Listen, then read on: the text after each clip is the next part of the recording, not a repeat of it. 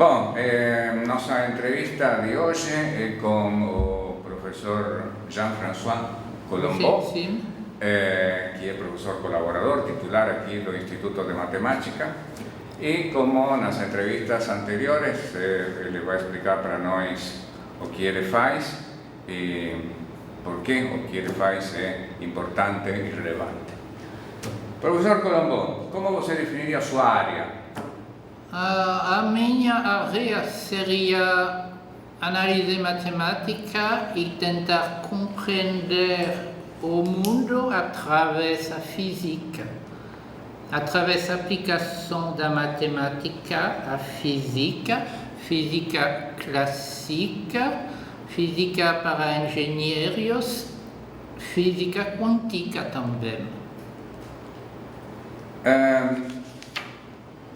Você falou aplicações à física. Poderia falar alguma aplicação concreta? Então, que tipo de física? Física para engenheiros?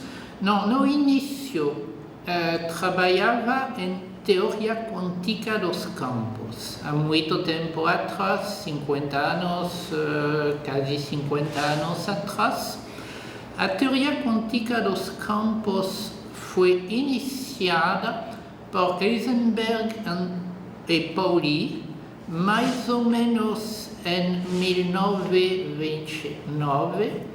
Foi publicada nessa época também através dos trabalhos de Dirac. E a segunda se chama segunda quantização. A primeira quantização é a mecânica quântica usual. Essa mecânica quântica usual é baseada sobre a equação de Schrödinger, que não é invariante do ponto de vista relativístico, porque é de primeira ordem em T e de segunda ordem nas variáveis de espaços. Então, a teoria quântica dos campos surgiu do casamento dessa mecânica quântica, que não é relativística, e da teoria de Einstein de relatividade, a primeira teoria de 1905 que se faz sobre o espaço de Minkowski. O casamento com a segunda teoria, a teoria da gravitação, nunca foi feita até agora. É um problema aberto que os físicos chamam de um problema maior da física de hoje. Essa é a teoria do campo unificado? Isso que se chama teoria do campo unificado? Não, a segunda teoria, o casamento da teoria quântica com a relativística geral nunca foi feito. Sim, eu sei, tudo bem. Então, eu falo agora da teoria quântica dos campos, que é o casamento da teoria da mecânica quântica e da teoria usual da relativística. Então, essa teoria é uma teoria de campos. Ela foi descoberta em 1955 por pequeno problema de memória. Bom, então um físico famoso que essa teoria começou como uma distribuição que se chama o campo livre, e que imediatamente essa teoria é feita de calculações não lineares, inclusive exponenciais complexas, de distribuição. É um pouco como se você começar com delta, a distribuição de Dirac, que você faz delta 2, delta 3, e que você faz calculação sobre delta 2, delta 3, delta 4, exponencial de I delta.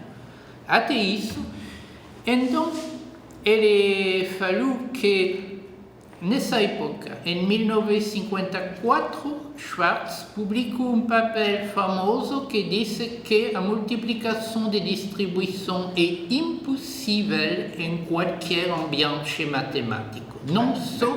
Deixa eu interromper, para não ficar técnico demais. Sim. Todos os engenheiros, os físicos e químicos, enxergam a delta de Dirac como uma função que vale zero em todas partes, exceto infinito num ponto. E vivem muito bem com essa interpretação e nunca mais se preocupam por isso. Quando a gente estuda a teoria de Schwarz, a gente aprende que não, que a delta é um elemento, um funcional sobre um espaço suporte, etc. E você mostrou algo diferente, digamos, é como se você tivesse recuperado a visão tradicional. Como é que é isso? Isso pode se entender de uma maneira muito simples. Nós podemos dizer que então, seja h a função de Heaviside, que vale 0 para x é negativo e 1 para x é positivo. Num ambiente onde, numa matemática que pode ser usada para apresentar as coisas mais simples do mundo, duas fórmulas contraditórias, aparentemente contraditórias, precisam ser verdadeiras. A primeira fórmula é integral sobre R de H2 menos potência 2 menos H, parêntese, H' de x é igual a 0. Por quê? Porque H2 menos H vale 0 para todo ponto x é diferente de 0 e intuitivamente para 0 é limitado. E de toda maneira é o teorema de convergência dominada que dá esse resultado. Suma de H2 menos H, φ de x é igual a 0 para cada função de teste φ. A outra fórmula é suma de H2 menos H, H' de x igual, você faz uma integração e dá menos 1 sobre meia, sobre 6. Então, essa segunda fórmula precisa ser verdadeira porque na física usual, ao menos cada vez que entendemos a física, o H é uma idealização de uma função que faz um salto de 0 a 1 em um lugar muito pequeno, de uma função smooth, diferenciável. Então, cada vez mais, como é uma função smooth, a fórmula de integração é válida. Então, o resultado de suma de H2 menos H' de x é menos 1 sobre meia. Então, precisa ser verdadeiro também quando fazemos a idealização de que é realmente a função de Heaviside. Então, essas fórmulas são contraditórias, porque da primeira fórmula, a gente, matemáticos, usualmente, dizem suma de H2 menos H φ de x é igual a 0 para toda a função de teste φ, significa que H2 é igual a H, porque é a interpretação da teoria da distribuição. Então, a teoria da distribuição é H2 é igual a H, sem dúvida. E na segunda, suma de H2 menos H' diferente de 0, necessariamente, H2 menos H não pode ser 0, porque 0 multiplicado por qualquer coisa dá 0. Então, a gente diz, bom, então uma consequência é que suma de H2 menos H' não tem sentido, porque H2 menos H é uma função descontínua, e H' é a função de Dirac no mesmo lugar. Essa é uma contradição que é formulada por Schwarz. Não, é mais ou menos o que Schwarz fez de uma maneira mais complicada. Okay. Mas, se queremos, como as duas fórmulas são usadas por físicos muito, e de maneira muito mais complicada, precisamos ter as duas coisas ao mesmo tempo. E neste raciocínio do Schwarz veio um pouquinho diferente, mas velado. Há um erro. O erro é o seguinte: nós queremos um ambiente onde podemos multiplicar distribuições. Mas esse ambiente não é necessariamente a teoria das distribuições. Então, por que suma de H2 menos H φ de x é igual a 0 para cada φ implicaria que H2 é igual a H. Então, a conclusão é num ambiente que queremos, suma de grand GF e φ igual a 0 para cada φ, função de teste, não implica que grand GF é igual a 0. E descobri um ambiente assim, trabalhando como o professor Leopoldo Nashbin em 1982, mais ou menos. Descobri, manipulando os conceitos que o professor Leopoldo e o grupo aqui descobri aqui em Campinas. Aqui em Campinas e na França, porque estava viajando da Unicamp até a França, onde tive uma pequena posição. Então, descobri um ambiente onde tudo funciona perfeitamente. Esse ambiente é totalmente parecido à matemática clássica, só que há uma coisa nova, que é suma de grand GF e φ de x é igual a 0 para cada função de teste φ, não implica que grand GF é igual a 0. Então, mas isso é bom porque para fazer um cálculo diferencial, a gente não usa essa propriedade. Sim. E então, nesse ambiente, as distribuições podem ser multiplicadas, coisa que antes estava... Podemos multiplicar distribuições sem nenhum problema, fazer funções não lineares de distribuições de maneira totalmente livre. Então, o professor Leopoldo foi entusiasmado, ele escreveu para o Schwarz, que era o seu amigo, e o Schwarz me fez publicar uma nota em 1983, que era exatamente o contrário da sua nota de 1953. O título da nota é uma multiplicação geral das distribuições. E depois, o Leopoldo Nashbin me fez publicar 2 livros como apoio do Schwarz.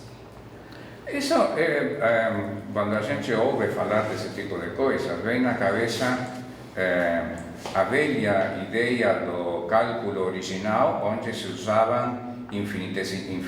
Perfeitamente, então, porque quando dizemos que suma de H2 menos Hφ multiplicado por φ é igual a 0, dx é igual a 0 para cada φ, significa que H2 menos H, que não pode ser 0 por causa da segunda igualdade, de toda maneira ele é muito pequeno.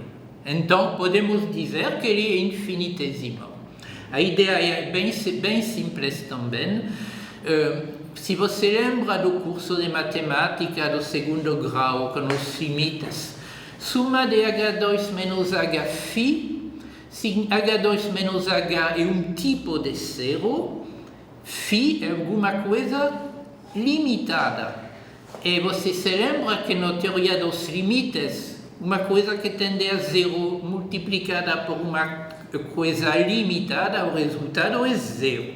Suma de H2 menos H multiplicada por H' é parecido a H2 menos H, uma coisa que tende a 0, H' é uma coisa que é infinita neste lugar, e todo mundo sabe que 0 multiplicado por infinito pode ser qualquer coisa, depende da situação.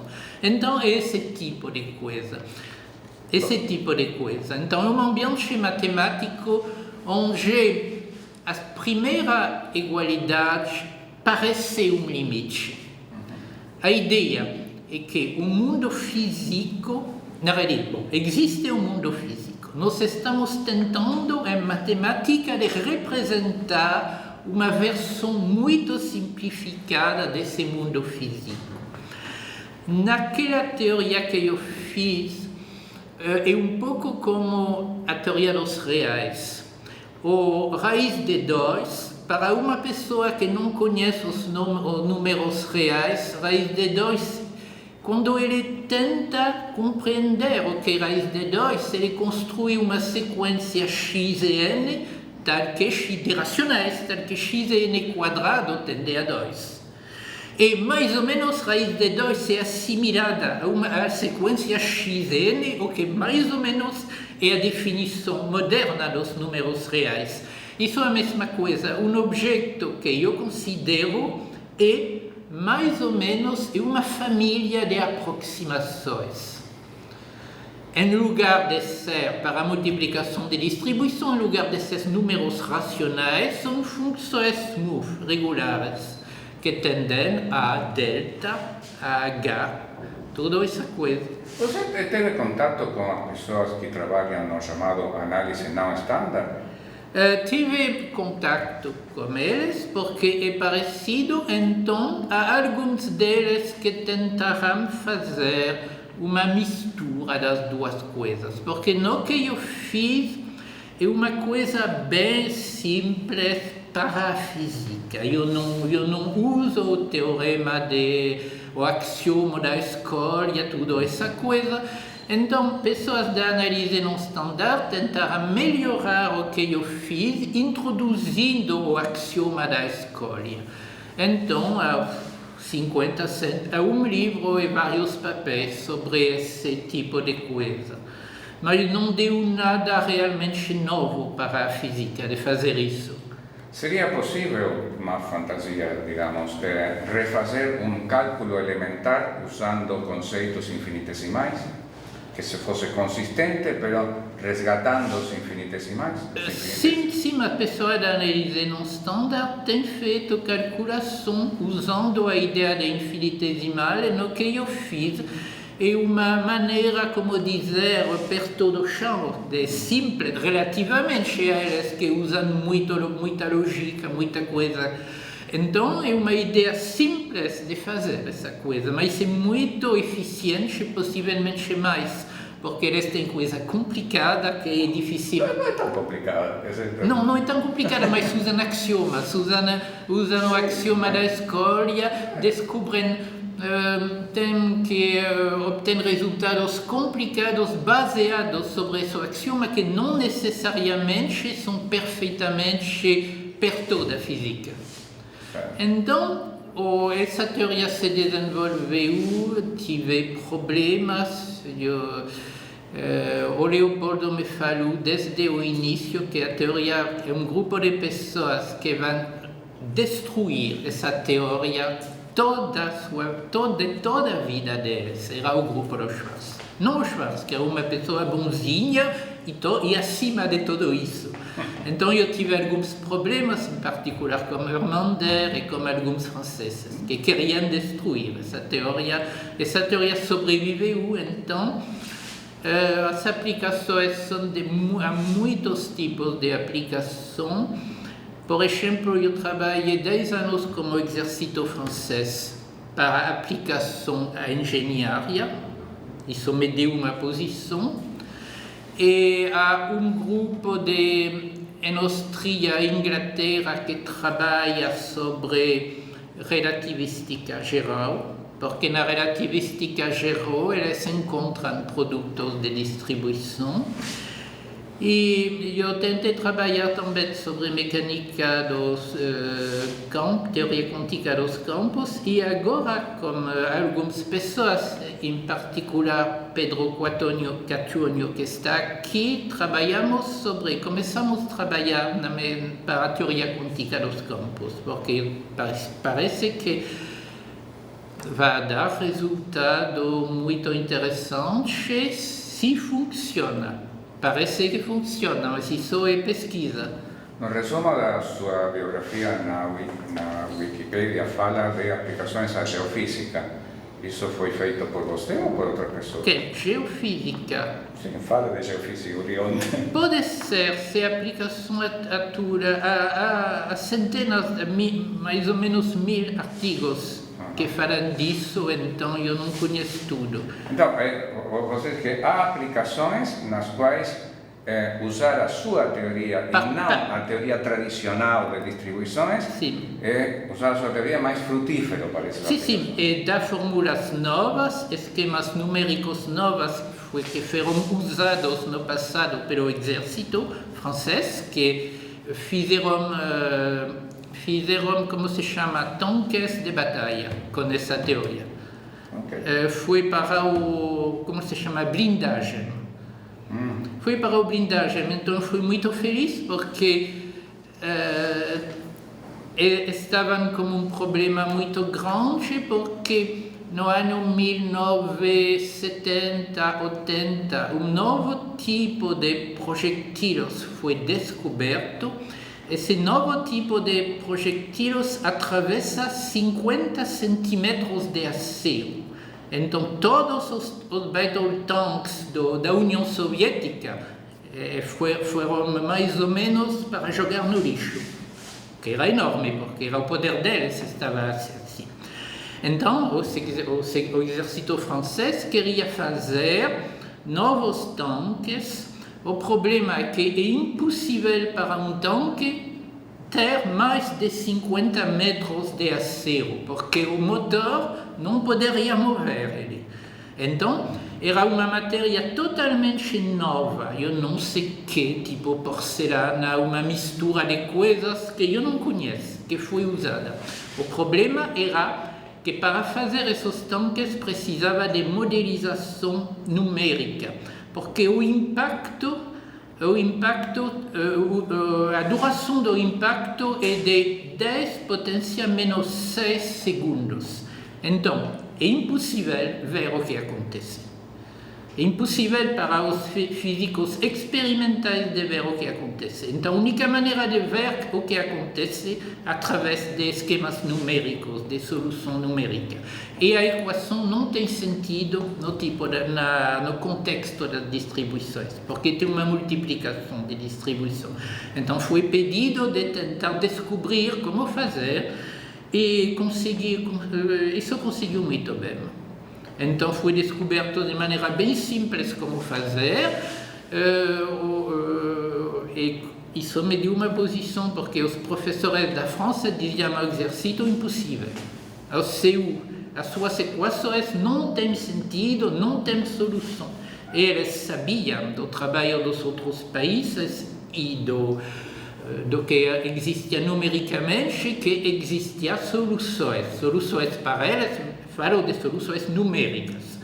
Soluções matemáticas não tem nada que fazer, são soluções com computador. Então é isso que eles queriam ter. Então isso funcionou muito bem e depois nós tentamos trabalhar para a Marinha sobre como se chama, não o radar, mas o sonar, com sonares para descobrir o tipo de submarino que aparece.